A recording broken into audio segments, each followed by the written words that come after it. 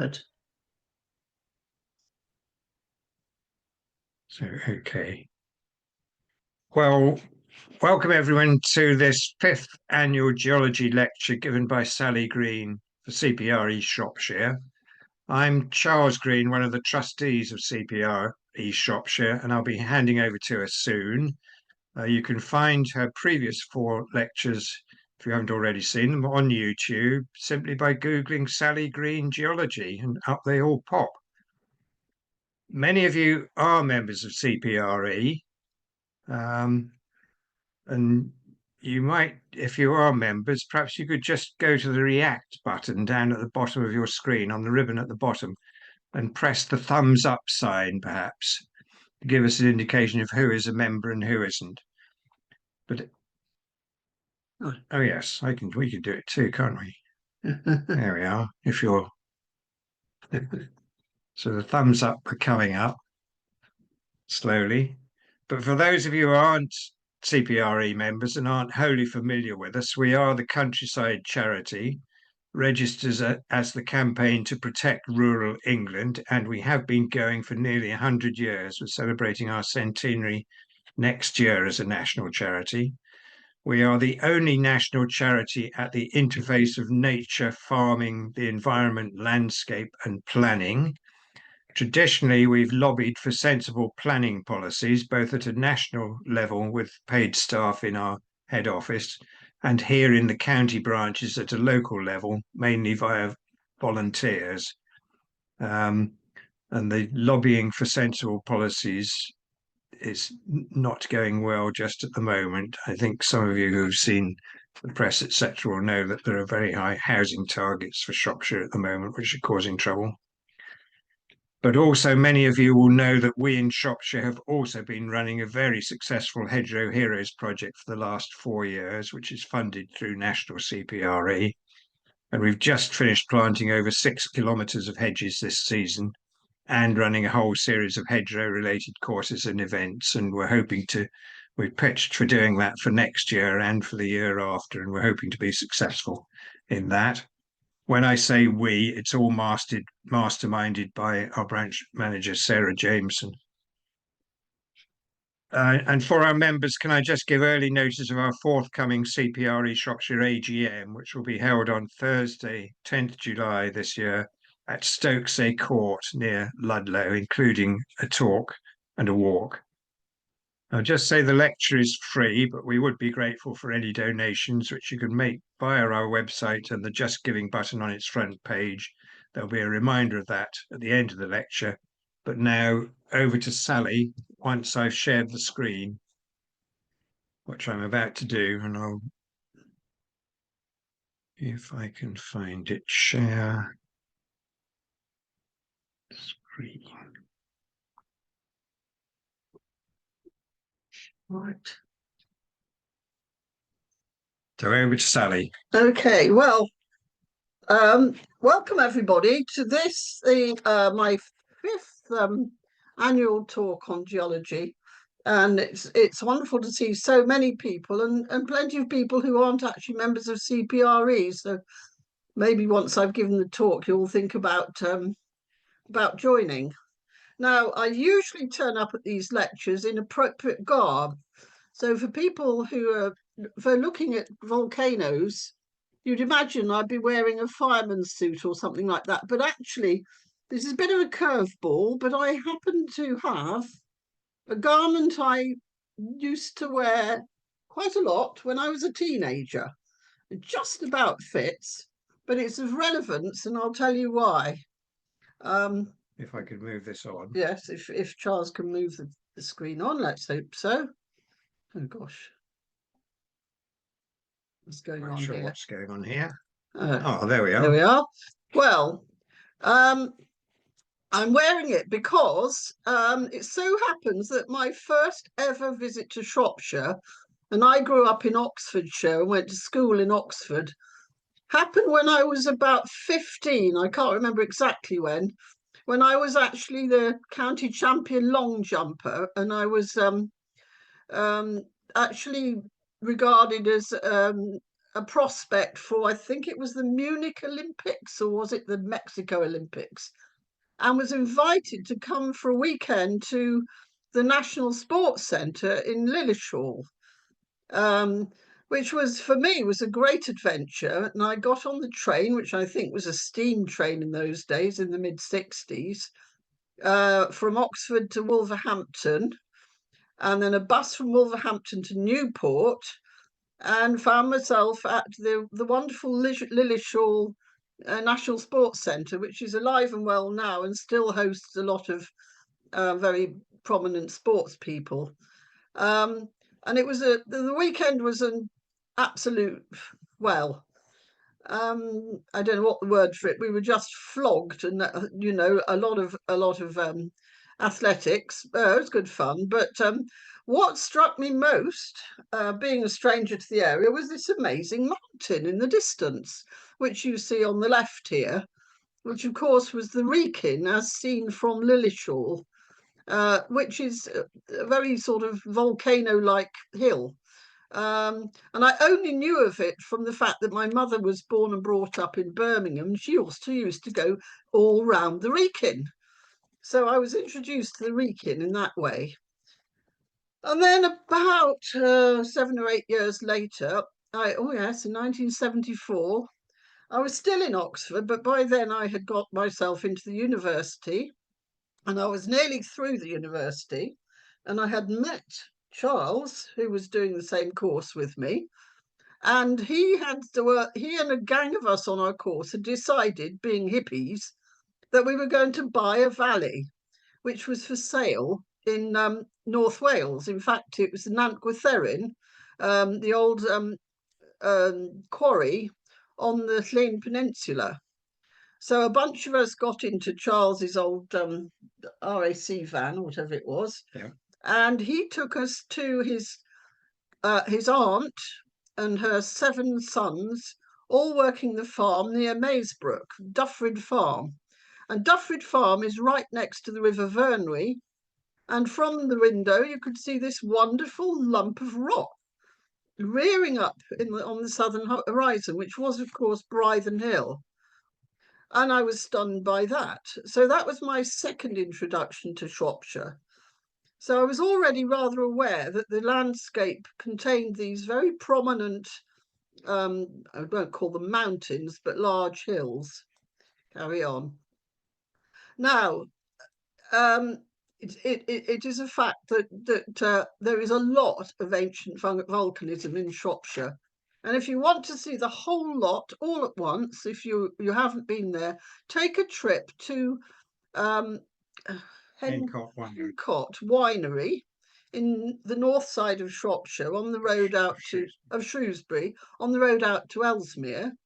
And there's a very nice cafe which has this absolutely wonderful view, and the whole horizon is the South Shropshire Hills, and you can see from the Wrekin in the east, on the eastern horizon, right round to the Breidden Hills on the west.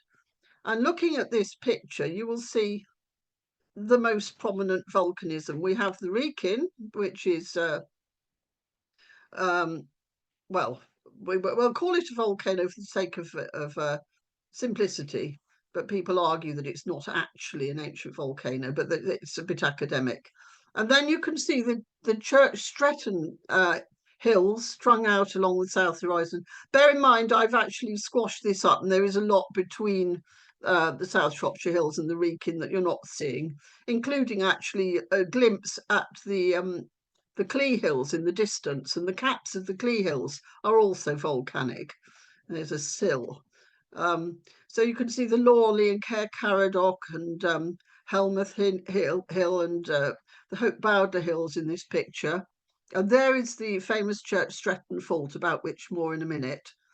And further west, you have Earl's Hill and Ponsford Hill, which are all at the same massive, these rather prominent bumps just above Ponsford, and they lie along the Ponsford-Linley fault, an equally important fault as the Church Stretton fault. Then further to west in the distance, you can see Corndon Hill, which is what we call a laccolith. I'll tell you about that later. And then the little bump with Bromlow Callow, the wood which stands out from the background, which is also on volcanic rocks. And then far to the west, you have to go round the restaurant to look at it through different windows.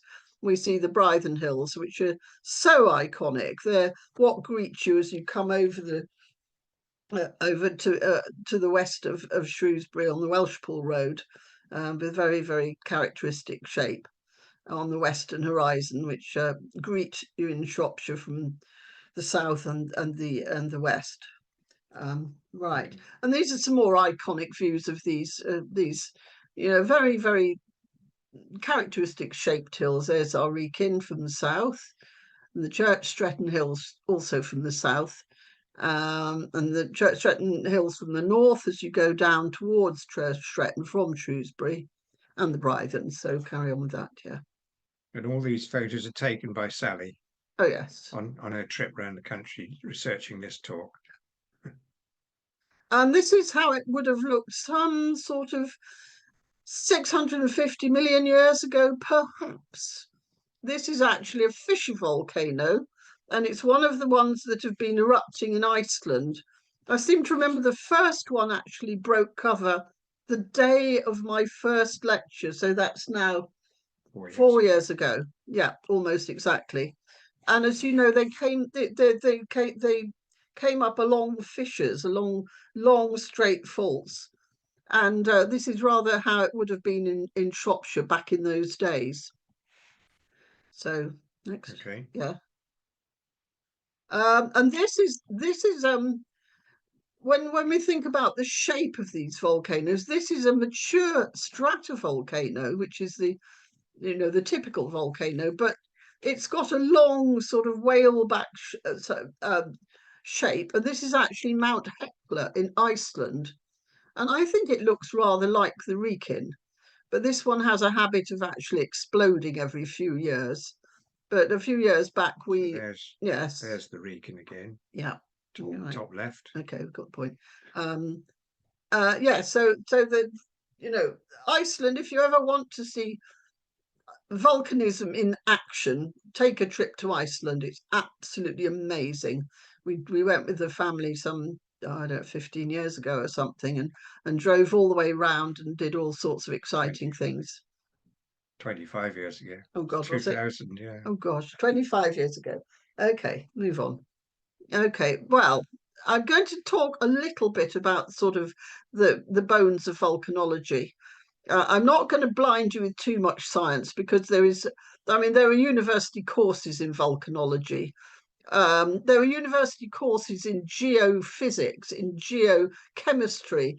There is a huge amount to know, and I've done quite a lot of reading, and I've boggled myself. Even though I did chemistry A level, a lot of it I really don't understand. But this is the classic volcano, what we call a stratovolcano, which we actually don't have in Shropshire, we don't think. But as you see, the typical volcano is a cone shape, builds up from a vent coming up from a magma chamber, which is a collection of melted rocks that have come up into the crust from the magma below, which of course is all melted rock. And from time to time, this will blow itself, with the pressure gets very high, and the prevailing wind will blow a huge cloud from the erupted magma, and that will eventually fall, and that itself produces a lot of what we call ignimbrite, ash fall. You'll get acid rain because it acidifies any rain that's falling. From the vent itself, the most dangerous occurrences are when the eruption column collapses and rushes down the side of the volcano, producing this thing called a pyroclastic flow, which is absolutely deadly. And we have evidence of these in Shropshire, which I'll show you later. And what's perhaps even more deadly is something called a lahar. So at the front, you see when the debris comes down the volcano, hits a river valley, picks up water, and the whole thing propagates down river valleys, sometimes for many, many miles. Absolutely deadly flows of mixture of lava, boulders, water, debris, trees, you name it. Certainly when Mount St Helens blew in 1980, there were several of these amazing lahars which went many miles down the river valleys, and the death toll was pretty high. And of course the lava flows which come from the vent as the eruption's happening. So that's the sort of basics. You can get side eruptions, these fumaroles here, and you can even get little mini volcanoes around the side. Certainly on Mount Etna, there are a lot of little mini volcanoes. And we can find them in Shropshire. And in Shropshire, there are a number of vents, which I'll show you later. But the volcanism was not these huge stratovolcanoes. It was more like these fissure volcanoes you see in southwest Iceland at the moment. Next, please. Yeah. Okay, then also you get intrusions. You've probably all heard of the Wind Sill in the north of the north of England, where a vast amount of magma could have found its way through the layers of sedimentary rocks up to the surface and emerged along a long line where the Romans cleverly built their wall, and dikes, which are also intrusions into other rocks. And we've got a lot of these in Shropshire. And then the batholith, which is, let's say, Dartmoor is a classic batholith, where a large magma chamber will usually underneath developing mountain ranges, which is the case in Cornwall and the southern uplands. There would have been high mountain ranges, but there would have been magma underneath them, which very gradually, slowly cooled down, giving it time to form crystals. And eventually that, being somewhat lighter than the surrounding rock, is uplifted and unroofed. And you get these wonderful tors eventually. And the rock that produces is granite, the famous granite, which is crystalline. But rocks that come out of the ground in sills and dikes tend to be basalt. They tend to be the non-crystalline igneous rocks. Carry on. Now, just to give you, again, we go over this. Many of you might have seen my first geology talk, which went into more detail about this, but I think we do have to just revisit the science of plate tectonics, which is still a young science and was only clarified in about the time I was on that athletics trip in the mid to late 60s. The plate tectonics was being deciphered, really, but the whole world is divided into these plates which interact with each other in various ways. But as you see these blue lines with dog teeth, this is where you get a subduction zone where two plates are grinding against each other, often straight on, but sometimes obliquely. And one plate, the oceanic plate, which is mainly consists of basalt, will dive down underneath the continental plate, tends to melt, and it forms these island arcs. Say you can see the Aleutian Islands in the middle, or if it's next to a major continent, lines of volcanoes. So there's the Wanda Fuca plate, which is what's responsible for Mount St Helens and the Cascade volcanoes in Western America, North America, and the Andes in South America. And then this odd-shaped plate in the Caribbean, pushed from the Pacific into the Atlantic. Again, you've got an island arc in the Caribbean with the Lesser Antilles. And that's constantly happening. It's happened for many, many millions of years. And so the continents move around very slowly, the same rate as your fingernails grow.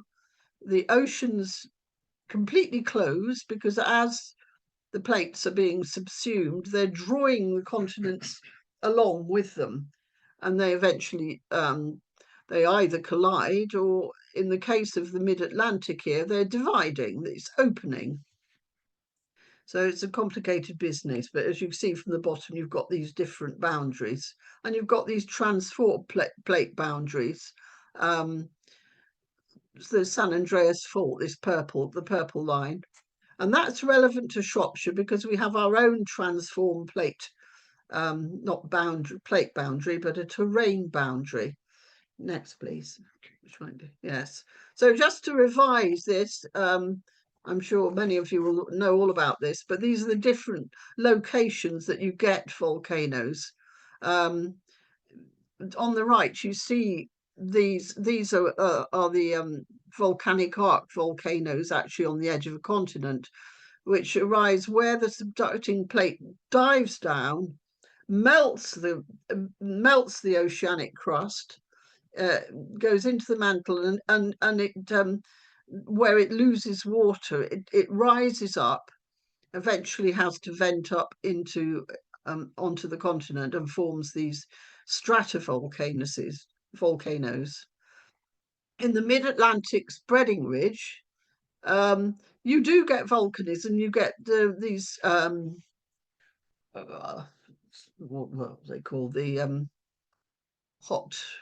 I've got the name of them now, but there are sort of vents in the middle of the Atlantic, and wherever you've got spreading ridges. And in fact, there's a spreading ridge going right through the middle of Iceland, and that's where the rocks come up, separate, and move out. So that's where the oceanic crust is growing. There's also something called hotspots, where it's completely understood, but there's convection currents, very long-lasting parts of the mantle, and they continuously produce volcanoes above them. And as the plates move across them, the location of the volcanoes moves. So Hawaii is the classic one of these, and so is Yellowstone, which is a super volcano. There's a hot spot underneath, and as America moves across it, the location of the Yellowstone hotspot moves gradually. So those are the general. This all applies to Shropshire in history. I'll tell you more later. Next, please. Okay. Right, and actually, we were extremely lucky. Some years ago, we went to 2017. We went on a trip to New Zealand just after there was a major earthquake around Kaikoura in the east side of South Island. And this is what had happened to some of the shore just near Blenheim, where we actually have some family friends who took us to see it. This is actually the sea floor, which, a bit like a sort of bow and arrow, had sprung up as the plates impacted, and sea level just pinged up, and this was the incredible sight. And that, a month before this, that was all underwater. And so sometimes these geological processes are very fast and very dramatic, like an exploding volcano, of course. But that's plate tectonics in action. Next, please. And this is a diagram to show, now, there's a huge amount of geochemistry, and I don't pretend to really understand it, but you will come across terms if you're looking at any literature, particularly these terms mafic and felsic, and ultramafic. And that depends on the chemistry of the lavas, the rocks that come up. And so mafic refers to dark rocks, dark volcanic rocks, particularly basalt, composed of iron and aluminium, and they tend to be quite thick. They're not explosive volcanoes, but they run quite freely, and that's apparently because they're very low in silica. Silica is very important in volcanism. And then you get these, it used to be called acid, but these terms have gone out of use now. The mafic stands for iron and magnesium, I think it is. And felsic, the volcanoes further away from the subducting ocean plate tend to be felsic, which are much richer in silica and a pale colour. So I put rhyolite here, but actually rhyolite can be very light in colour. So when they examine the types of igneous rocks, it's possible to tell what process produced them in the first place. It's very complicated, and I won't go in great detail, but other phrases you'll come across are intrusive and extrusive. So intrusive rocks are rocks that form underground, don't see the light of day until they're uplifted and exposed, of which granite, of course, is the commonest. But there are things like granodiorite, other forms of granite, and extrusive rocks, which are the ones that actually appear at the surface, basalt, lava, and they haven't had time to form crystals, so they tend to be very amorphous masses, or they've got small crystals. I mean, it's a gradation, and you've got these intermediate ones. But as I say, this is not something that's going to bother you as you're walking around Shropshire, but there is a huge science, and if you're interested, there's a lot of literature will tell you more about it. Next, please. And these are actually some of the rocks that I've found. In every case, I've spent 3 months going around these areas of Shropshire, had a great time, fantastic time. And these are just some of the rocks. I always pick up rocks. I usually mark them, but quite often I forget to mark them, and then I haven't the faintest idea where they came from. And as you're not probably going to be that interested in picking up rocks wherever you go, I'll just show you some that I found that are a little bit more recognisable. So this welded tuff here is something that's formed from ash falling down, and it's so hot, welds together. And you can see little vesicles in there, little air pockets. This middle one is the very characteristic, slightly bluish rock that's being rapidly taken from the Wrekin quarry. What? Breidden, yeah. Wrekin on Breidden, yes, the huge quarry. But that's a lot more interesting because it's crystallized to some extent. Because it's actually a batholith. Basalt, this is the common oceanic crust one. I got that from Doseley in Telford recently. Rhyolite's a common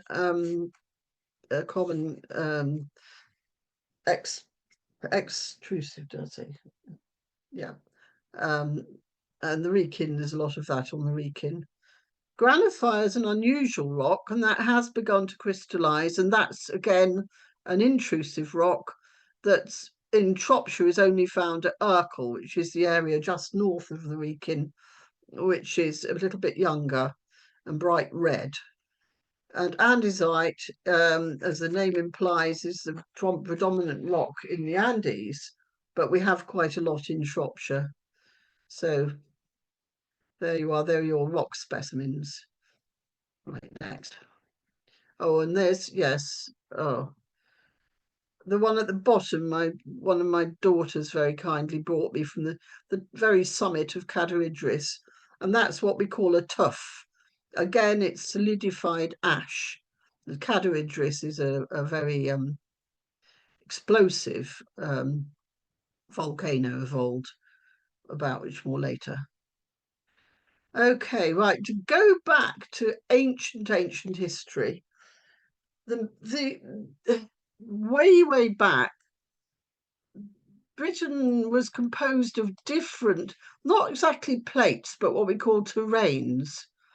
And they eventually welded together And our area of the Ponsford Linley and Church Stretton faults actually mark the edge of one of these terrains. This is called the Wrekin terrain. And then the line going down the middle goes through the Malvern Hills. So that marks this suture. And at one time, this was probably somewhere quite different in the world. But we're going back a very long way here. To the east of that, we've got the Midlands craton, microcraton. They call it a craton here. Along which we've got Charnwood Forest, and a lot of boreholes have proved that there are very, very ancient rocks down below, which are what we call the basement rocks. And this is important here because from time to time, here you see the Variscan front. There was a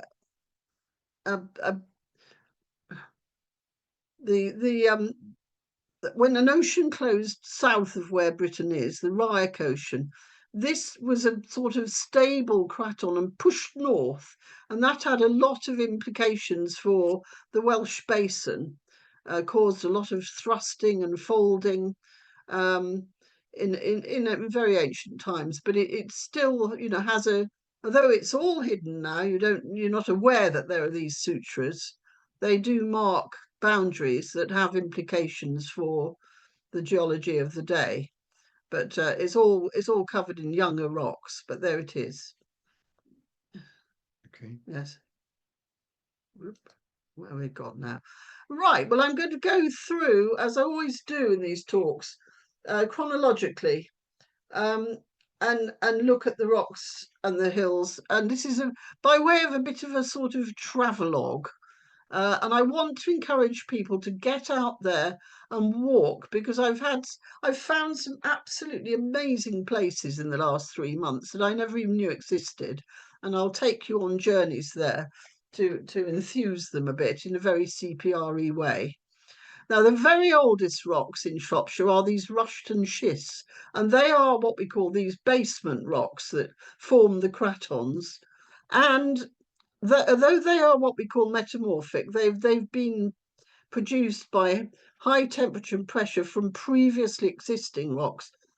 Among those rocks, there will be igneous rocks, if they were looked at under a microscope.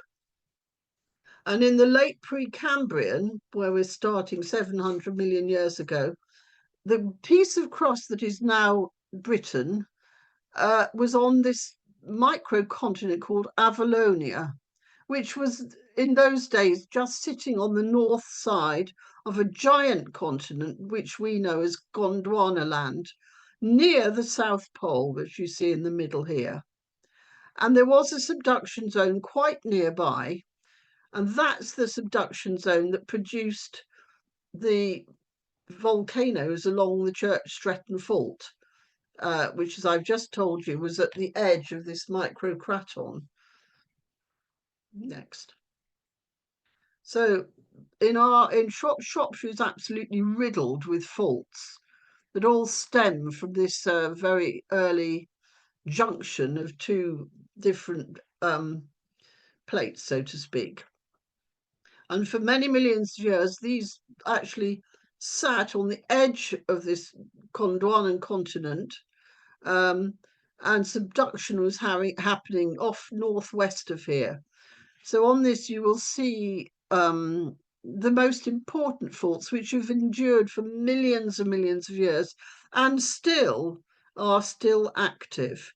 About which more later. There's the Church Stretton fault going up through Church Stretton, right the way up through the Wrekin, past Lillishall, and it disappears around Newport, but it is actually still there, and it actually meets these other faults coming up from the southeast, somewhere under Stoke-on-Trent. And interestingly, a few years ago, whilst prospecting for more coal, a borehole actually found a large igneous province underneath Stoke-on-Trent, which they called the Apedale volcano, completely hidden, completely down in the ground. But that is probably where the junction of these two large microcratons occurred and will have once been a very active volcano. Another important one to look at is the Ponsford-Linley fault down here. And these faults all continue right down into southwest Wales. So they're very, very long and a very important junction for millions of years between oceans and land, and mark these lines of volcanoes. Next, please. What? Oh, the Wem Fault. Yeah, that's another important, very important. And I gather that Zia and Mike live right on top of it. They won't be able to answer me now, but they told me the other day they get occasional earthquakes. And that actually probably delineated where the Breidden Hills erupted. So the Breidden Hills are the blue there, right next to the Wem Priest Fault, which also goes down the Severn Valley, when actually delineated that part of the River Severn Valley.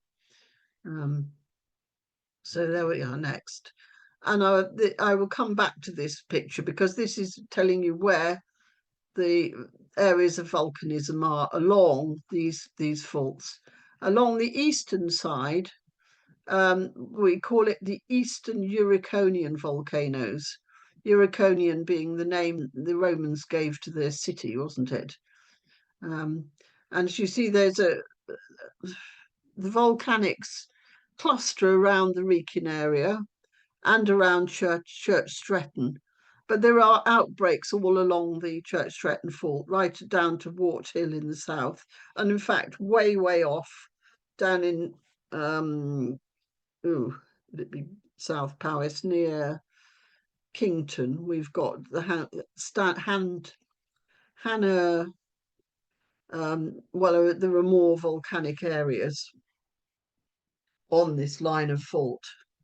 Next, please. So we'll start off with the most northerly. As you see at the bottom, there's X marks the point. It's not actually on this map, so Charles had to put it on ectopically as X.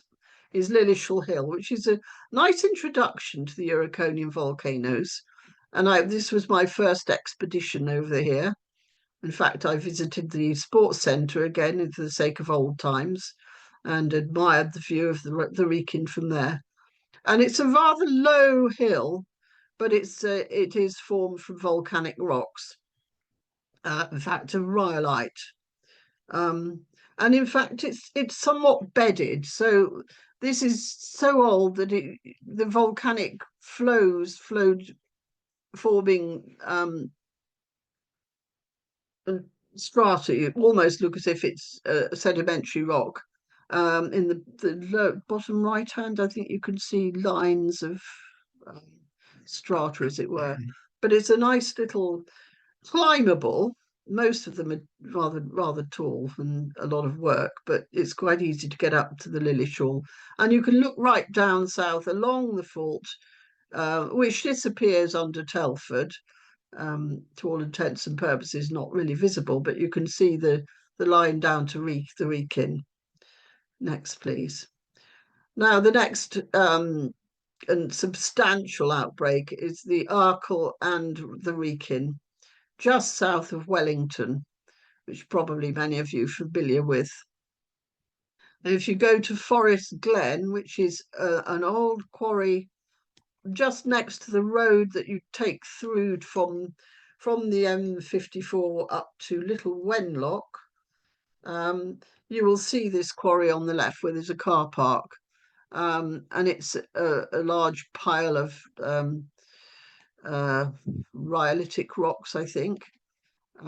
With intrusions, there are some dikes in there.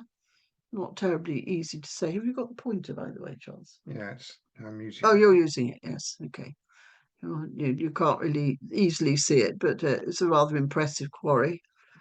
And the Arkle, which is where we had our AGM last year, last year. This is a late intrusion into the Wrekin sort of complex of something called granophyre, which there's a largish area and doesn't show it here, but it's actually a very reddish colour. And it's not a granite, but it's going towards a granite.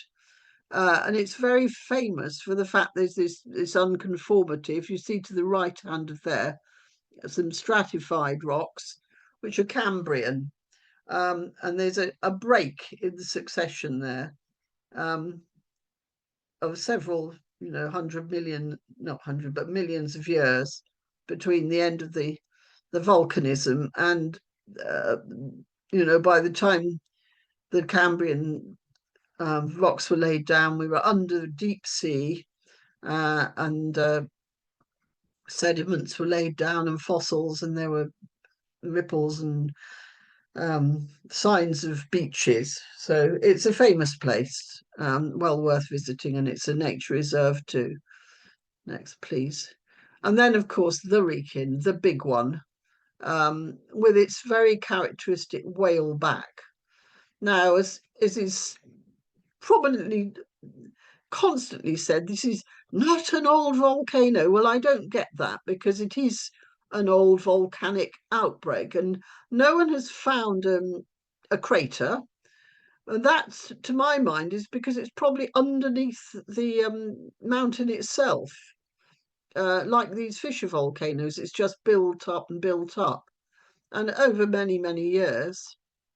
And it's built this wonderful whale-back shape, and absolutely iconic for Shropshire, visible for many, many miles, certainly when I was living in Birmingham for a number of years and working in a hospital up in Dudley on the top. You looked across and you could see the Wrekin from that far away.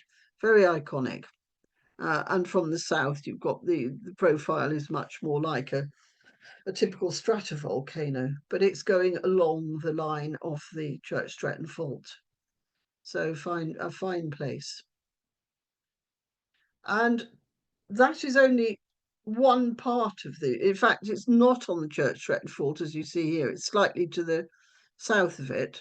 There's a large area where there's been a lot of volcanism, and you've probably noticed as you drive along the A5, just before it turns into the M54, these wonderful red rocks lining the side, there's a cutting lining the side of the road, and that is rhyolite.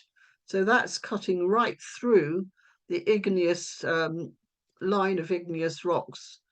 And not far behind that, a place I visited when I gave my last talk, Leighton Quarry, is actually quarrying these very, very hard old rhyolitic rocks. A huge hole in the ground and fully working now, and actually, bolstering the economy of Shropshire no end. That's all ended up in roads and buildings around the country. Charlton Hill's a little bit different. It's beside a little road that comes from Rushton down towards Wroxeter, I suppose.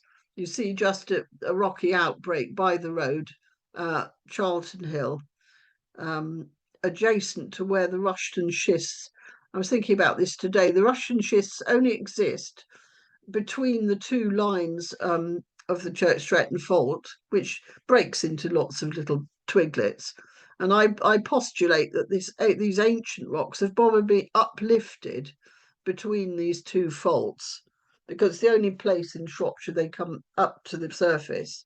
There's a little bit of similar rock somewhere near the Malvern Hills and in Leicestershire, I think, these basement rocks. But there we are, there's Charlton Hill. These are the Precambrian Eastern Uriconians, after which the fault line dives down under the River Severn, and there aren't any obvious exposures until you come to the famous sort of Caer Caradoc Lawley, famous for the winning. This is the winning photograph in our CPRE photographic competition 2019. Just about to be, we're going to have another photographic competition this year. Award and exhibition. Award? I think call it a competition. Why? Yeah, go Oh, on. sorry, award, yes. Well, you're invited to go out for this wonderful picture. This taken from the Long Mynd of Caer Caradoc and the Lawley. The Lawley is another whalebone um, of a hill, best seen down here at the bottom right. Um, and it's notable in rocks terms for these amygdaloidal andesites. That's basically the rocks there when they were hot were probably quite sort of gassy, and the gases it degassed, and the holes that were left filled up with minerals, um, which we call amygdales, rather attractive. I must say I didn't find any the day I went there hunting round, but nonetheless, there they are in this picture. And then there is this rather curious part of the Euroconian volcanoes that sort of sticks out at an angle from the main fault. So there is under that another fault sticking out at that angle that hosts the Hope Bowdler Hills. If you get your going down from Shrewsbury, if you turn left in Church Stretton, the road climbs very quickly, and on your left you will see this Gare Stone, which is another little outbreak of Tor.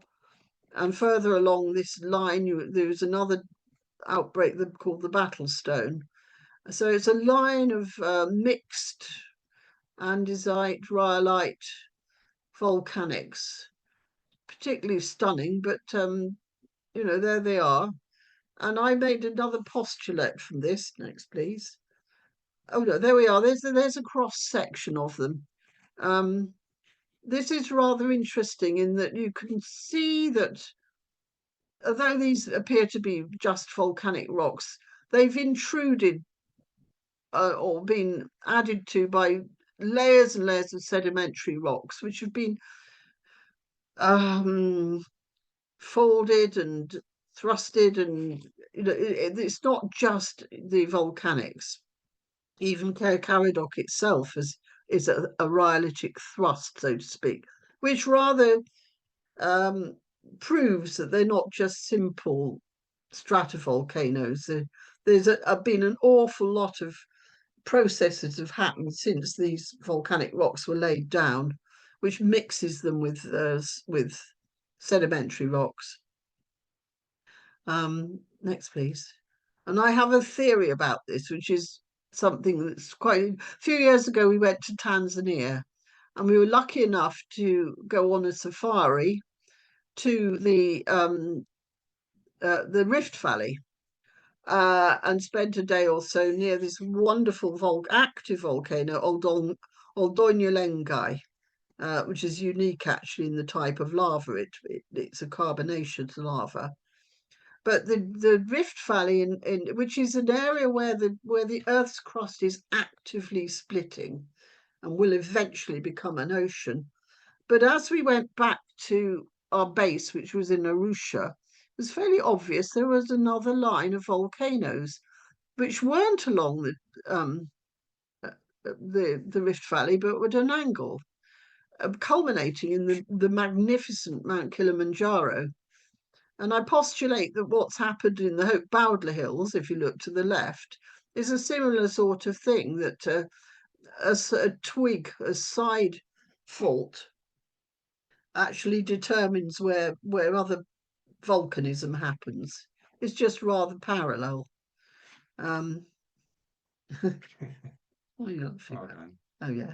Yeah. All right. There you are. But very, very, very well worth. Again, photos taken by Sally down the bottom. Oh yes, well that's Yeah. That, by the way, Kilimanjaro is not erupting. That's cloud.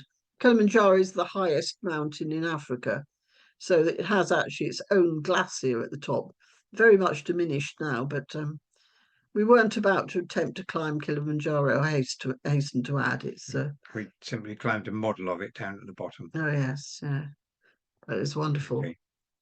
Okay, and the very southernmost of the eastern Euraconian volcanoes on the Church-Stretton Fault is this little hill called Wart Hill. It's very hard to find. It's not obvious because it's clothed in pine trees and so, but it is in fact another of the Euraconian volcanoes. It's just very close to Cheney Longville, just west of whoops. No, no, no, no, no, no. I'm trying to remember the name of the place. Hope so. No, no, no, no. Okay. Well, anyway, Cheney Longville, we'll say. And actually, this picture I took last year, looking southeast, magnificent view, can actually see the Malvern Hills, which, as you will remember from my photo of the Midland platform of the three cratons that meet, that is the middle line. So you're actually looking right across that craton at this point.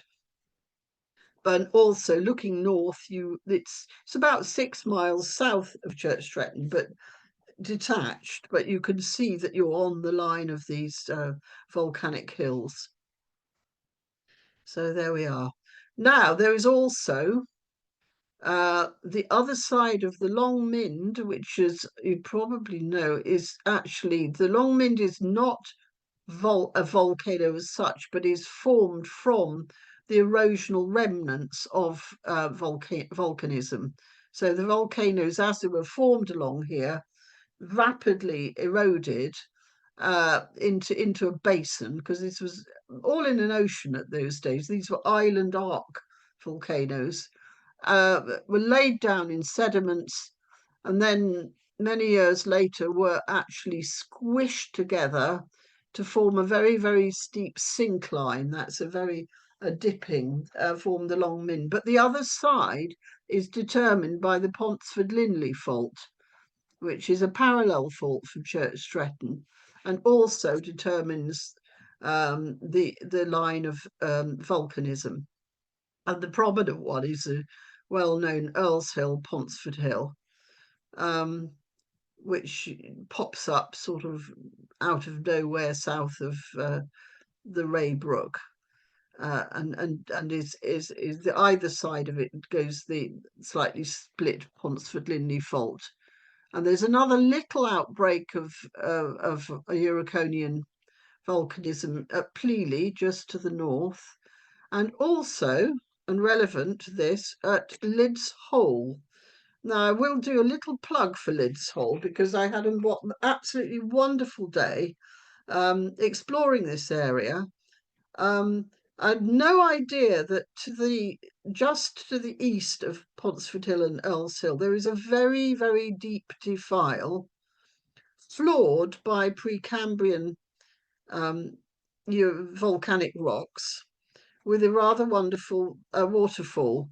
Now, I parked my car to the east of this. I didn't find Lids Hole to start with, but I crossed this deep defile and walked up, and then I walked all the way around the Earl's Hill. And coming back, I took a slightly different route and found myself down at the actual Lids Hole. But you can't get across the river there. So I was forced to go back, by which time it was dusk. I thought, oh, heck, I'm not going to be able to get back to that footbridge. And I took myself to the pub in Ponsbury, which I know. And it got later and later. I didn't have a mobile phone because I actually don't possess a mobile phone. I did fortunately have some money, and I ended up getting a taxi back to the car. So that was rather an adventure. But it's a fascinating and beautiful place. So I do recommend Lids Hole if you're looking for a Sunday walk ever. And this deep, it's the Haberley Brook, and it goes through a very deep gorge, and there are a lot of igneous rocks at the base of that. And it's very close to another fault which delineates the edge of the Long Mynd. Ponsford rocks here, tufaceous, the ashfall rocks. A favourite of my nephew who likes to go climbing there. though I had to tell him that he actually can't do that till the end of July because there are peregrine falcons there and they won't let you climb. But it's obviously a climber's paradise. So that's the end of the volcanism of the Precambrian era. So forget that now. Move forward 200 million years to the Ordovician age. This is the age of massive volcanism in Wales and Shropshire, and gave rise to a lot of our prominent volcanoes. So next, please. Now, I told you that we were on this little micro continent called Avalonia. In the early Ordovician, it slightly broke away from Gondwana, from the top of this massive continent, and a subduction zone formed to the north of it. And the land that was on that was only half of what eventually became Britain. The other half was on another continent called Laurentia, further north. But we are still near the South Pole, if you can see that on the map, the South Pole. And as time went on, this microcontinent was dragged across this ocean, which is called the Iapetus Ocean, with tectonism, because as the oceanic crust went down, the continental crust of Avalonia sort of was dragged across. And in fact, it turned around, we think, completely went through an arc, rather like any island arc, and ended up the other side of that ocean, which was shrinking, and another ocean, the Reich Ocean, was forming behind it. So all through the Ordovician, England and Wales were on the edge of this continent, near to a subduction zone, and that was producing volcanism throughout the Ordovician period. Next, please. So this is just a pictorial representation of that. See, the Ordovician is divided into subunits. So around 490, this subduction zone was created, producing volcanoes. As time goes on, the angle at which the subduction zone comes underneath changes. So actually you get different types of volcanism throughout different ages, and you get this sort of back arc. A big basin formed during this time, which was gave rise to the bulk of mid Wales, really, that we call the Welsh Basin, filling up with sediments and having volcanism in it. And late in the Ordovician, the whole thing stopped once we'd docked with Laurentia to the north and Baltica as well, another continent that we docked with. We think subduction ceased. So we were left with these remnant volcanoes that then died. And they've remained dead ever since. But that's just a pictorial representation of progression through time. And eventually, this is how it was in late Ordovician. This whole area was spattered with volcanism. There's the subduction zone to northwest, and it produced volcanism in the Lake District, the Isle of Man, Eastern Ireland, the Mourne Mountains particularly. And then in North Wales, Snowdonia was the mother volcano of them all, really. Snowdon, and our area was sort of a little bit inboard, but so there weren't big volcanoes, but there were vents and there was volcanism throughout the Ordovician period and in Pembrokeshire as well. So that's how things cookie crumbled. And then the whole after that, the once we converged with another continent, subduction ceased. Mountains rose, the Caledonian mountains rose, but volcanism of this sort died out. Next. Right, so I'm going to veer into North Wales because it's very important in this story, because the most the biggest volcanoes are and related to our volcanoes are in Snowdonia. And the volcanism in Snowdonia was, as with us, was really directed by faults. We have here this oblique fault here is the Bala fracture zone, which goes from Bala down through the lake, past down towards Dolgelly, and in fact it now veers south of Cadair Idris, but that crosses a north-south fault through Tros which is quite an important fracture. And it was along the line of those fractures that the original Ordovician volcanoes erupted. And the first one was Robel Vawr, which is a rather, it's an unnoticeable mountain, but it's very, very important as the first volcano to erupt. After that, we got Cadair Idris, and the Aranig Mountains and Aran Vawr here. They all erupted in early to middle Ordovician.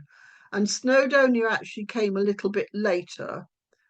But at the same time, this was producing forces along the Church-Stretton Fault, which was not so very far away. And we got volcanism along those faults and round Bilth Wells, and down in Pembrokeshire. So this is how it developed.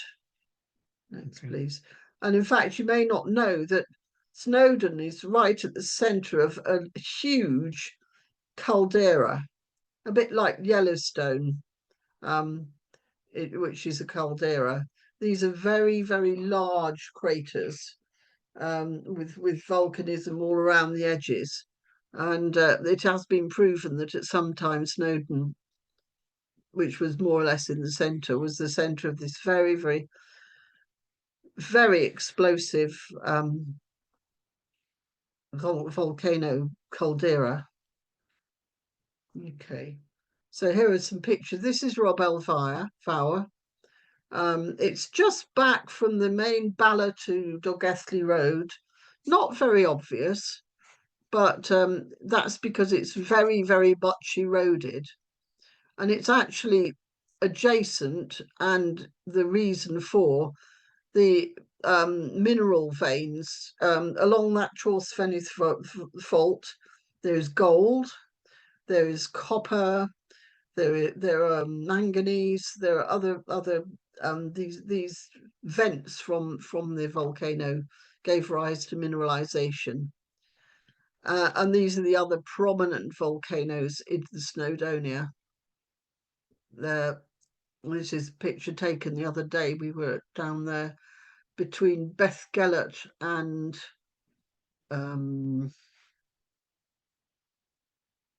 what's the name of that hotel? Gorfuster. And you get a lovely view, and you can see very clearly that this is a cirque, and you can see where it was once a volcano that just blew. Cadair Idris, well, there is a very prominent sort of escarpment facing north. And I think Cadair Idris had a lot of phases of volcanism and was very explosive, but it's left us with a wonderful mountain. And Aran Vawr, which is actually higher than Cadair Idris, amazingly, is also volcanic. So these are, but nearer home, and I shouldn't stray too far, nearer home, just within Shropshire actually, this is taken from just above the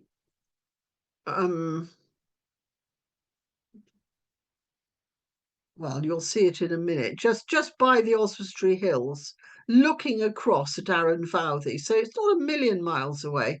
And within there are a lot of little volcanic vents all over the place.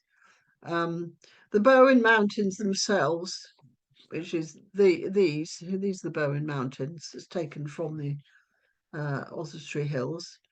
There are sort of long streaked out bits of volcanism. The Pistolly Rider waterfall falls down over two lava flows. And in the Oswestry Hills themselves, right adjacent to the limestone, you see these little outbreaks of volcanic rocks. And it looked to me as if they're vents. And I suspect that during the Ordovician, a number of quite large volcanoes developed in this era. And years later, in the Carboniferous, these were the basis for the growth of the coral reefs that eventually formed the limestone of Llanymynech and the Oswestry Hills.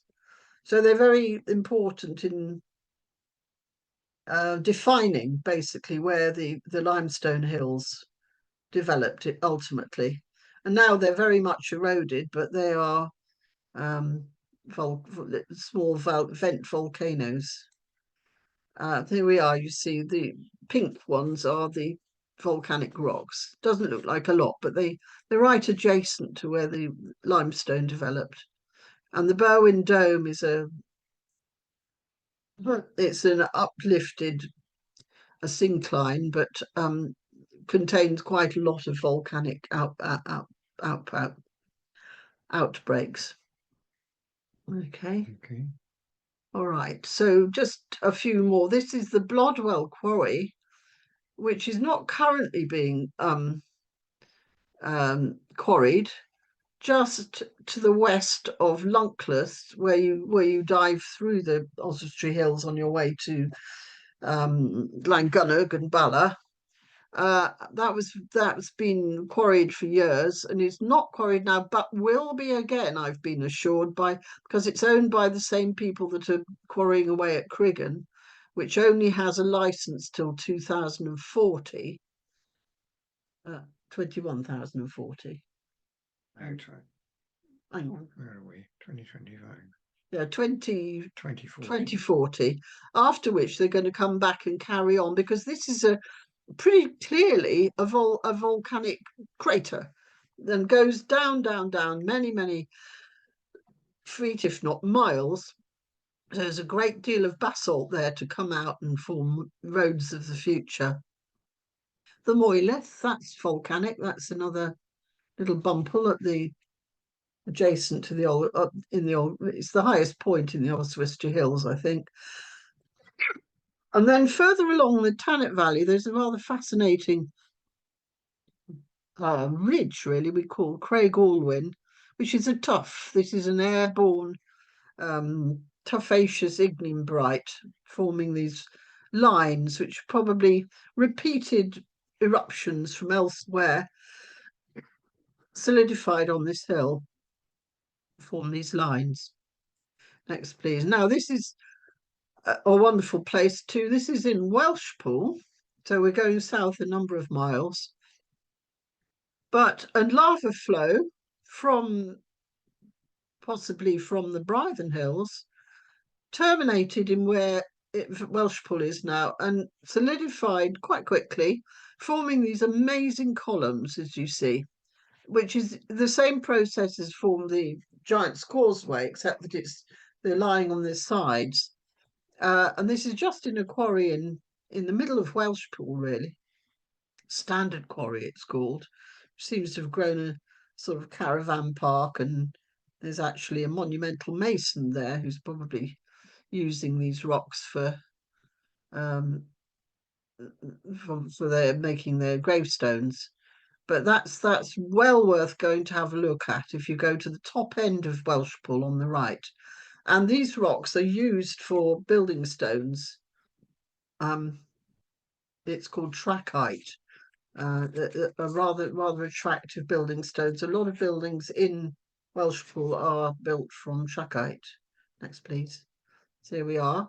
And if you drive along the road from the top end of Welsh Pool towards Gillsfield, you find a lot of little tumpy bits with outcrops, and this is fairly obviously a lava flow that terminates in the where Welsh Pool quarry is, formed of dolerites and this trachyte, which is used as building stone. Here we are. This is trachyte in a building in Welsh Pool, yes. Now I'm going to go to the Breidden Hills, which are also Ordovician. Quite complex geology. It consists of two massifs, really. Breidden Hill itself, which does host the Wrekin quarry, is what we call a laccolith. It's basically volcanic rock that was still underground, pushed up the strata above it as it rose, and solidified slowly, producing this very attractive uh,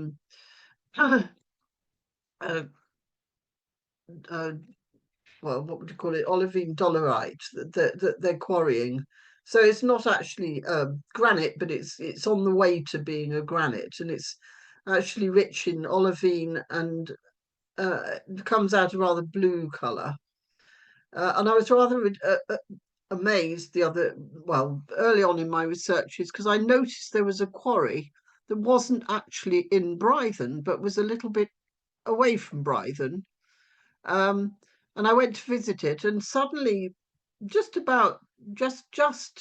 between Crew Green and the River Severn, I noticed in the trees this little pimple, this sort of little mini mountain, and it seems that there was actually a sort of ectopic bit of the Breidden Hill stuck in the middle of the Shropshire Plain.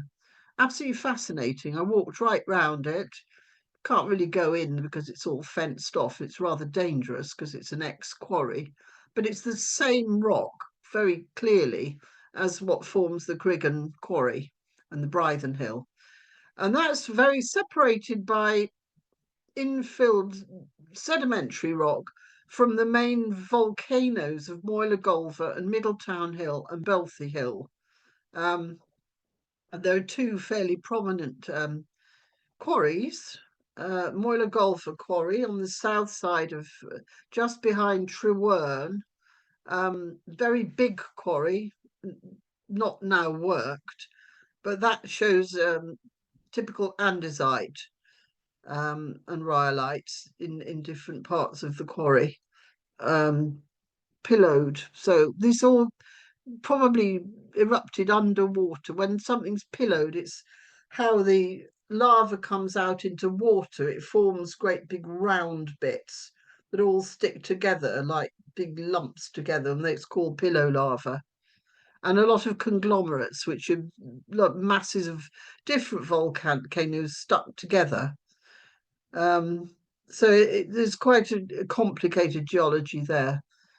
And next piece, but the really stunning place is Middletown Quarry. So in the next part of the hill, which is Middletown Hill, which has got slightly different geology, there is a quarry which I think it still worked some of the time, but wasn't worked when I was there, which borders onto the sedimentary rocks that abut the volcano.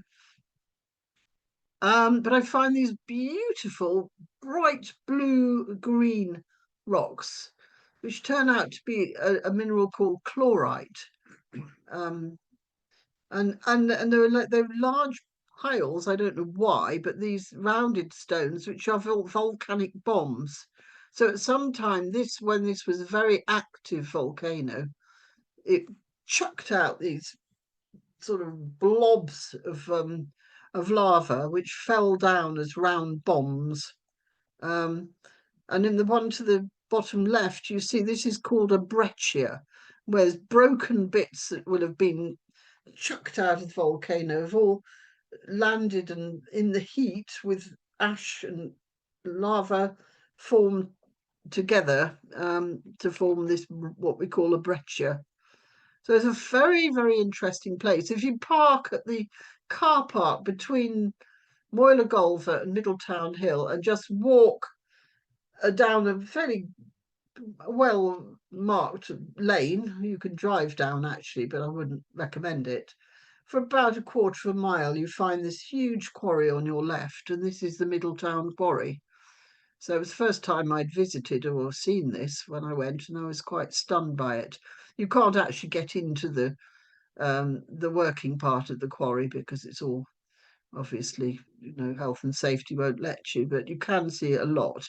And they've just very conveniently dumped these piles of bomb rocks and chlorites in piles, so it's easy to see. And another little Ordovician outcrop is at Montgomery. Montgomery Castle sits atop a lava flow. And underneath the castle, there is a quarry. It's not now quarried, but it's quite you can wander around this quarry. And at the bottom, you can see that this is it's really what used to be a pyroclastic flow. All these little bits of broken up volcanic rock, volcanic bombs in a matrix of lava. And they think that this probably originated somewhere in the Stapley Hills, which are not very far away. But it's just a little volcanic out, surrounded by sedimentary rock, so they're quite unique. And of course, it's a very nice platform for their castle, which sits on the top. And now I come to the last bit of the Ordovician volcanoes, which are probably the largest area in Shropshire, the west side of the South Shropshire Hills. There's a lot of volcanism.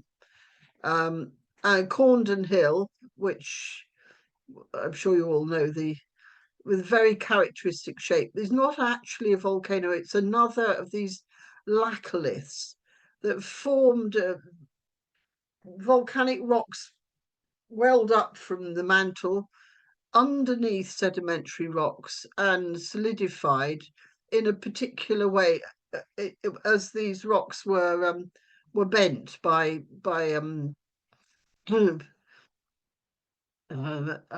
a syncline. But on this map, you will see to the west we have these parallel lines, and these are called the Wittery and the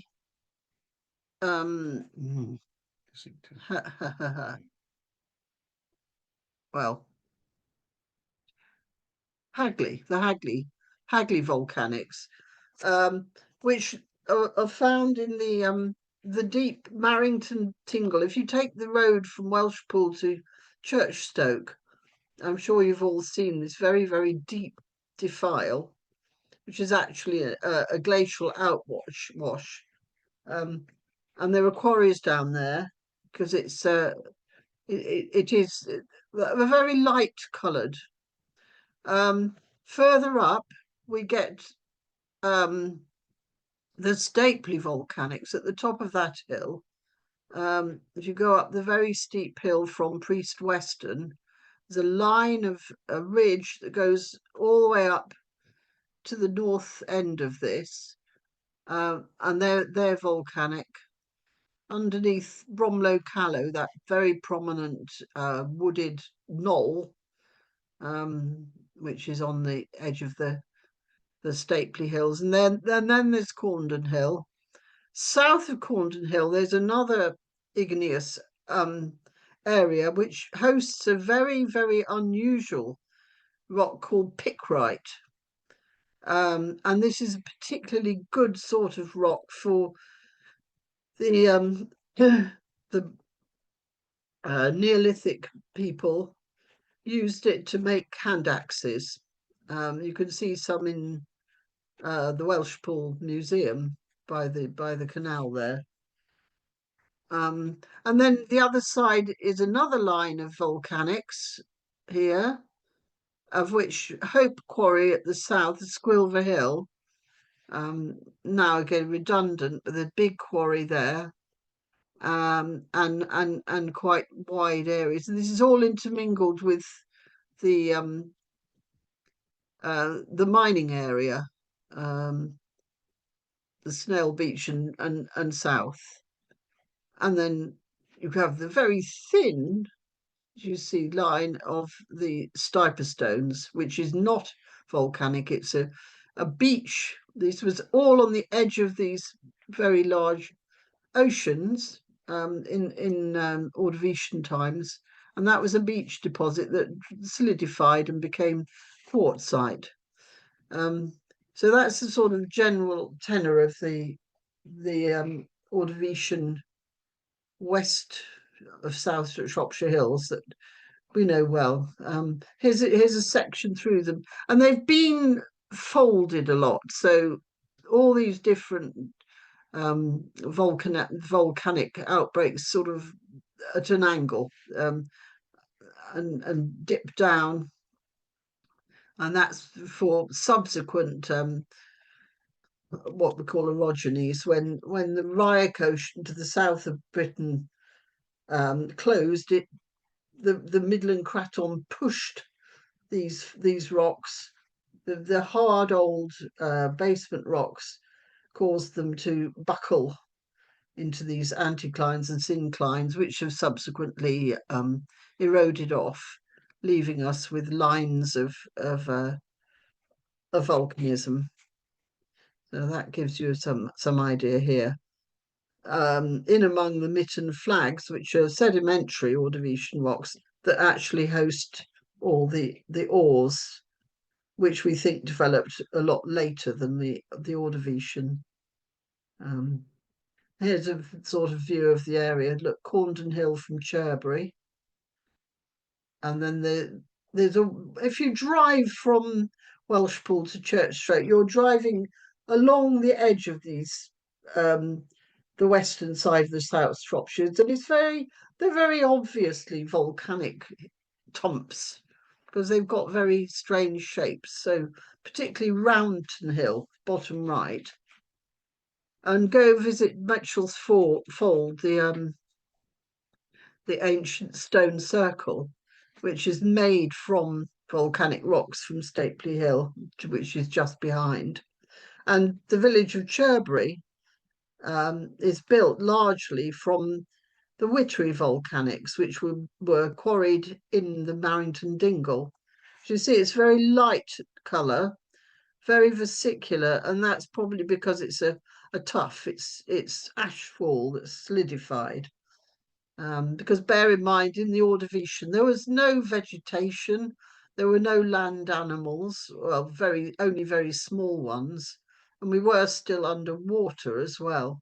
So a lot of these things these tuffs and these ash falls came from other volcanoes that just settled and solidified in bands.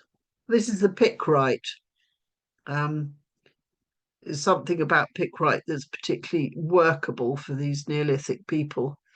And the Cumma, I twice went to have a look for them, and I think I've got a bit, but I'm not quite sure, so I haven't put a picture of it. But it's particularly good for fashioning hand axes, stone tools. And then there's one more Ordovician outbreak, which I only found about latterly. The Maddox Hill Quarry is an actual intrusion just to the east of the Arkle. It's just a small dike-like thing with an unusual rock called lamprifier, which so happens to be quite near where the where the M54 cutting goes through the end of the Wrekin, and so it was all robbed out and used as roadstone. There's not all that much left at Maddox Hill Quarry of this lamprifier because it's all been roadified, so to speak. But that was it, and I had a jolly afternoon searching for this Maddox Hill Quarry. Right. And now we're jumping ahead again. The 2 or 3 eras later, the Carboniferous, when our piece of crust was sitting right on the equator, and the continents were all coalescing together. So there must have been a lot of sort of tension in the crust, and we get a certain amount of intrusive volcanism. And in Shropshire, this manifests as the Little Wenlock basalt. If you look at this map, this is the pink on the map, and it outbreaks just to the east of the Wrekin. There's a long line of it here, and then it's fault controlled. So as you see from the second arrow, there's a fault, the fault next to it, the Little Wenlock fault, and actually there's a little detached piece down here. So this is probably because the this has moved along the fault. Quite often rocks move in different directions along faults. And then there's some two detached pieces. This is just to the east of Little Wenlock. There's a valley here, which I went for a nice walk to look for some there and didn't find any. And this is in Telford, around the area of Doseley and Horsehay, which I did go to visit. In fact, I also visited this Little Wenlock basalt down to the left here. I wasn't quite sure where I was going then, so I didn't get very much, but carry on. And this is the evidence of the Little Wenlock basalt, which is intermingled with limestone again, because it's in the middle of the Carboniferous era. And if my first lecture you know that the Carboniferous limestone was laid down, and then there were deltas and sandstones upon which the coal forests grew. So the coal forests grew, and sometime during that time, these basalts were intruded as sills into the coal seams. And the next place I went to was another place which was, I would like to say, is very well worth visiting, but unfortunately it has now been destroyed, really, from a visual point of view. But this is a picture of Doseley Quarry, where these Little Wenlock basalts were quarried and appear as, again, columnar basalt. As lava cools, a bit like mud on a very hot summer, it shrinks, and it shrinks into hexagons, which is the most efficient way it can shrink. And this is how these columns form. And next. And this is, until recently, this is how it looked. It's wonderful columns, just like the Giant's Causeway in Northern Ireland. So I went to, having discovered this, I'm definitely going to go and have a look at that. So I found it on the map, took myself there, and this is what I found.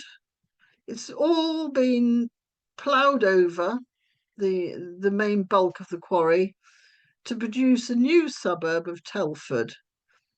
And it was, I couldn't get near it because of these great fences, so I chatted up a chap that was putting down these paths, and he said, "Oh, well, you can walk across this newly ploughed up area."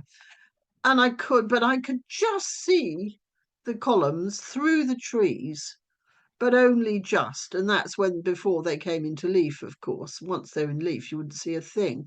And then I drove all around the area trying to see if I could get a proper view, and I couldn't.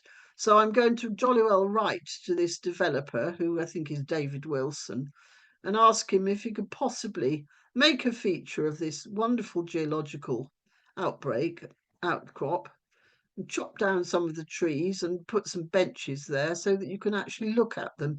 And I figure out there's a high fence there, of course, and a big gate. It is dangerous because there's a lake there, And of course, you don't want the kids going in the lake, but it's a shame because it's an absolutely amazing, as you've seen from the previous picture, an amazing thing. But there we are. And then the last Carboniferous volcanism in Shropshire are the dewstone caps on both the Clee Hills.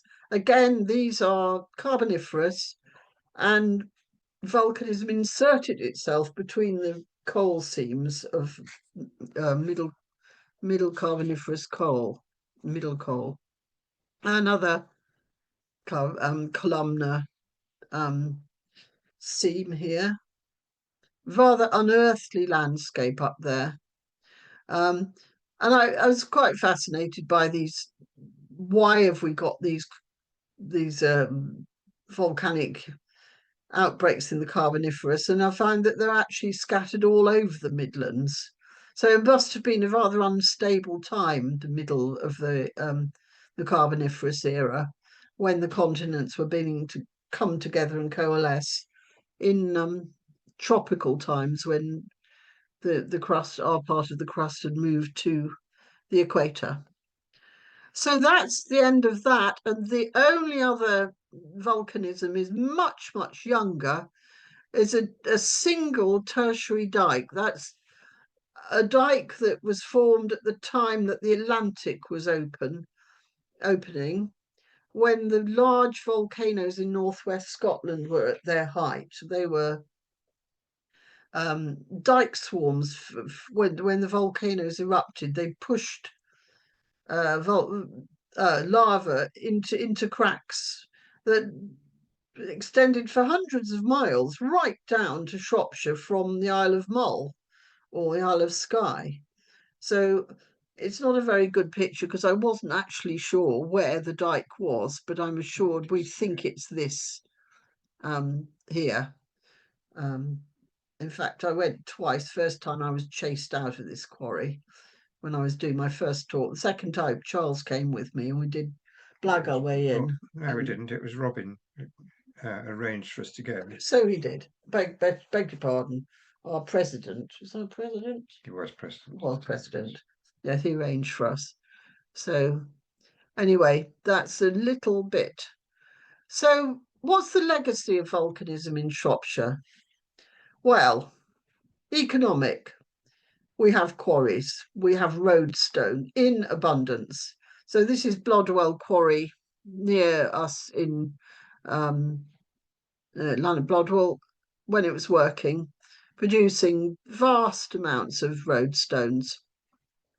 As I say, that quarry is going to be opened up again in due course, but that's one thing. Tourism. Obviously, these hills are attractive. Now, even in that picture, I can see the Clee Hills in the distance, capped with their dewstones. And here on the left, we've got Caer Caradoc and the Lawley and, Church Stretton Hills. This is Carding Mill is, of course, in the Longmynd, yeah. But tourism generally, because they're attractive. Everybody loves a good volcano and a good hill. So there we are. But it's probably slightly more to the point. We are still left with a legacy of earthquakes. These big faults do still move. And sometimes they move quite a lot. And now I wasn't living here in 1990, but some of you will have been, when there was a really quite major earthquake near Bishop's Castle on the extension of the Ponsford-Linley fault. It was determined 5.5 on the Richter scale, which is quite a lot, really. And a lot of damage was done to buildings, particularly in Shrewsbury. And the picture on the bottom left shows the extent, the area that was affected by that earthquake. Some of you, like me, might have felt the earthquake of a couple of years ago. The epicenter was near Neath in southwest Wales. I certainly felt it. was Saturday lunchtime, 2:30. Might have been watching football or something. Doors rattled. The doors rattled. So they're not uncommon and to be expected, but don't panic. I mean, it doesn't mean that the volcanoes are going to erupt again, but you know, although we're not near the edge of uh, a craton, we haven't got any subduction nearby. There are still, you know, we've got a hot roiling magma below us, and these things are still moving. So we're not completely safe. And another thing that's a legacy of volcanism to some extent is radon. Radon is a radioactive gas given off from certain rocks. And we're a bit of a hot spot in Shropshire. If you see from this dark, the brown, certainly around us near Oswestry, there's quite a lot. But this down here is in the well, Wenlock Edge and the South Shropshire Hills is quite prominent for radon. And it is a cause of cancer. And it's one of the major causes of lung cancer. So houses have to be built with radon shields under them in these high radon areas. I see the Cotswold is also quite high radon. So that's another thing. But you aren't going to, we're not going to see any of these volcanoes doing anything spectacular ever again. They are as dead as a dodo. And they're not even alive enough to give us any hot springs. You'll find those, say, in France, in the Auvergne, where their volcanoes, the Puy de Dôme and those, haven't been extinct for very long. You know, they've erupted within human history. So there we are. But I'm wondering whether there's enough residual heat in the rocks to give us geothermal energy round here, which would be a very good use for volcanism. But I'm not aware that we've got enough residual heat in our hills to produce any geothermal energy, but over and above. Right, well, that's the end of my talk. It's gone on long enough. But here, if you're interested and you want to find out more, these are some of the books you should get hold of. Particularly the Geology of Shropshire by good old Toghill, which is a brilliantly written book, always being updated and very, very interesting. So, and I do tend to go back, I go to the archives and look at these older books. These were actually for sale recently, because although we've learned a huge amount since they were researched in, say, the 1920s, and plate tectonics wasn't even dreamt up then, the geologists of old were very, very meticulous in the way they did their field research, much better than we are now, really. So they were absolutely amazing, and they write very well. So, these older books are worth getting hold of, even sometimes though their ideas are a bit odd. But anyway, that's it now for that. So if anyone has any burning questions, please do ask me. How are we going to do that, Charles? I think, Sarah, are you able to unmute people perhaps as or people unmute themselves? And it's best if you are able, if you raise your electronic hand, and then we'll be able to see it. So I've stopped sharing my screen, or Sarah's done it for me. So any questions? Raise your electronic hand or unmute yourself and speak. Can't we unmute We've still everybody? got quite a few people on the call, even though it's 9:10. Yeah, time's gone. Yeah, goodness me. Yeah. 2:02. So Sue or Martin Steer, go ahead. Sally, that was absolutely fantastic. Yeah, Sally, it was brilliant. Oh, thank you. being underneath the brown clay, and we walk up there frequently. It's just amazing with the coal pits and things. What I know there's limestone up there, but there's ironstone as well, isn't there? Sort of which runs around to sort of runs right the way around to sort of Iron Bridge Gorge, I believe. Is the Yes, ironstone? there's ironstone in Ironbridge Gorge. Yeah, to be honest, Martin, because it's a long way from my part of Shropshire, I'm not very familiar with the Clee Hills. I'd like to go and have a closer Oh, look, and I've never oh, been you'd be up the very Brown welcome. Clee. Well, Yeah, I know, but it's a major trek for us. But yeah. I've not been up to the top of the Brown Clee, and I don't know whether you can see the Dewstone there. Can you see the igneous rocks at the top, which must have been quarried, I'm sure. Yeah, yes, you Um, can. They've You got can. you can. Yeah, tops. and Yeah. you can actually find coal on the surface. I found some coal Oh up yeah, there's there. coal. This Yeah. is the extraordinary thing about the Clee Hills. This igneous rock sort of intruded into coal seams. It's quite extraordinary, really, to find them on the top of a big hill, but you do. It's But it, as for it's ironstone, I mean, you're quite a long way from the Ironbridge Gorge, but there is a lot of ironstone, and that, of course, was why the Industrial Revolution started there, of course, because you had the and we juxtaposition of the limestone, the ironstone, and coal. Where's Flint start? but What? they South and east. that but I the can hear you. down Zia. at Breidden, there was a foundry down there that produced cannonballs for the Civil War, and that's sort of Right.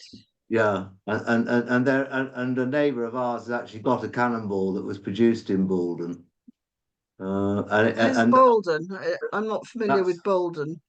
that's sort of just at the going from sort of Diddlebury up towards Abden, Okay, right. Very much in the Clee Hills. Eastern Craven Arms. Okay.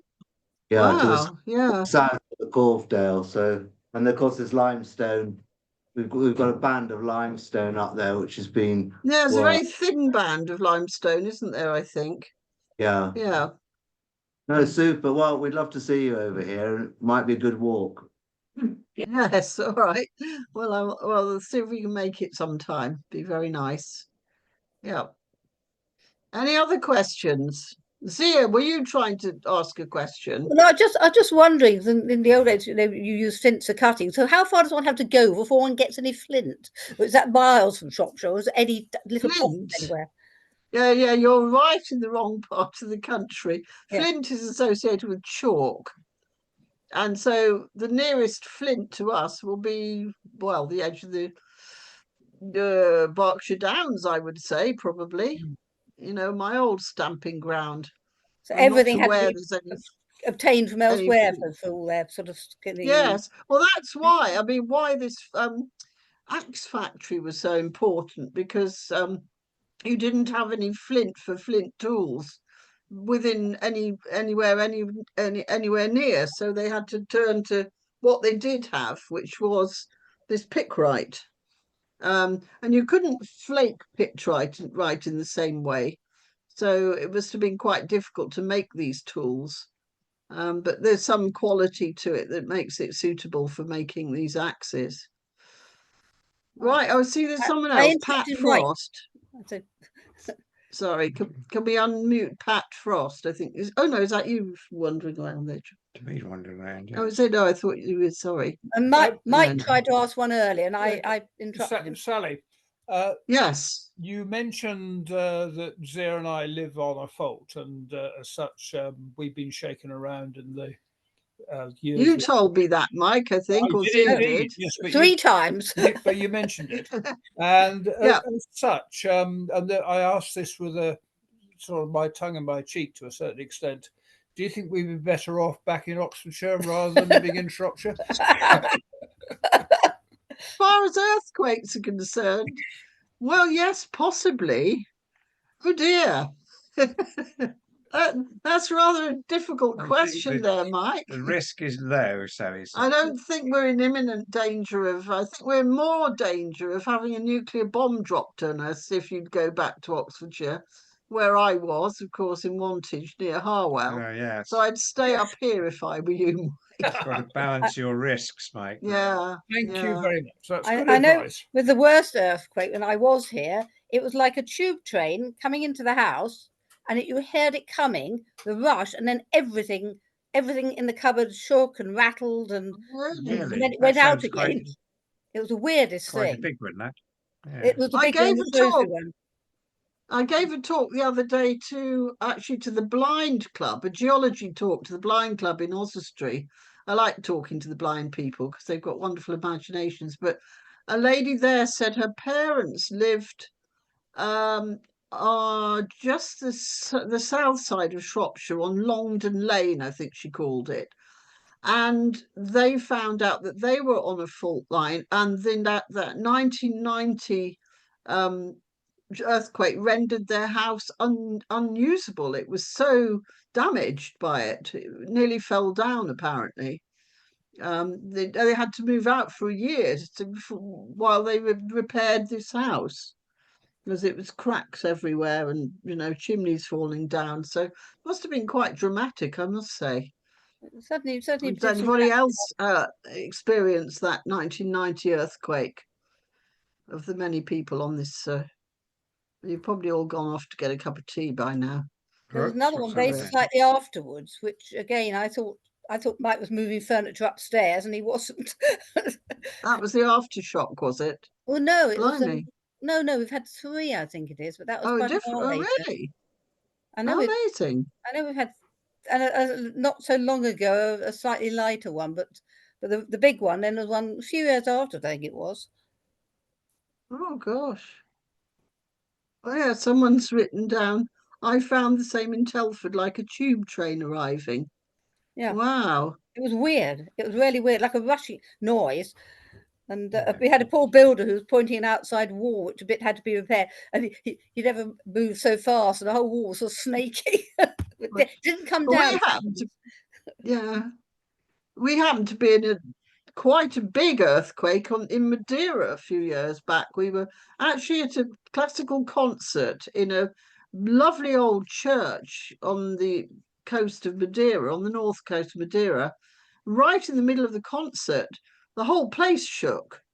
It was, as you described there, it was like sounded like a tube train coming. Is that right? I Yeah. remember that. But I do. They were actually filming, and you could see the film later. You could see the whole place shaking. We rapidly got out because we didn't know what was going to happen with an ancient church. And And we the thought, floor, oh well, perhaps they always have, they commonly have earthquakes in Madeira, but in fact it was the worst one for 45 Well, it years. was I the think worst they for said. 45 years, but it was only the order of that 1990 earthquake. I think it was about 5.8 on the Richter scale. you could actually feel the Um, floor sort of like almost But it undulate. It was was weird. we worked out that earthquake that we showed earlier on, where the seafloor rose in New Zealand. We weren't there at the time of the earthquake, but we were meant to be visiting Ros and Ali, who were there at the time of the earthquake. And that earthquake, we worked out, that was 7.8 on the Richter scale. And we worked out, because it's a logarithmic scale, the one we were in Madeira was actually 500 times less severe than the one in New Zealand. Yeah. Yeah. Right, are there any more questions? No, just want to say thank you. Everyone's For a very brilliant quiet. talk. Fascinating. Oh, well, Oh, thank you. thank you all for Thank you listening for in. listening. I think we can, if there are no more questions, we can call it a day, I I've think, had some nice and let comments you in the go. chat boxes, so that's Yes, nice. thank you I have all a for little your pile of stones in my kitchen. I shall look, because I got the one with the black and the things on. I never quite know where I've got them from. I just collect them because I like to look at them. Well, that's Yes, exactly. very good reason to. That's good a reason as any. Well, I should look at the I have got Rochester. God knows how many rocks in my kitchen, which I can now evict. I've been saving them because I thought I might use them in this talk, but in the end, they all look the same. So they're all going on my rockery tomorrow. That's it. end of. And next year I'm going to talk about fossils, partly for the very reason that everything I've talked about tonight is the kind of inverse of fossils, because you won't find any fossils in volcanic rocks at all. So I'll be able to see lots of different places. So there we go. But Okay, well, thank you all very thank you, much. everyone. Sarah, you can stop recording now, I think, if you haven't already done so.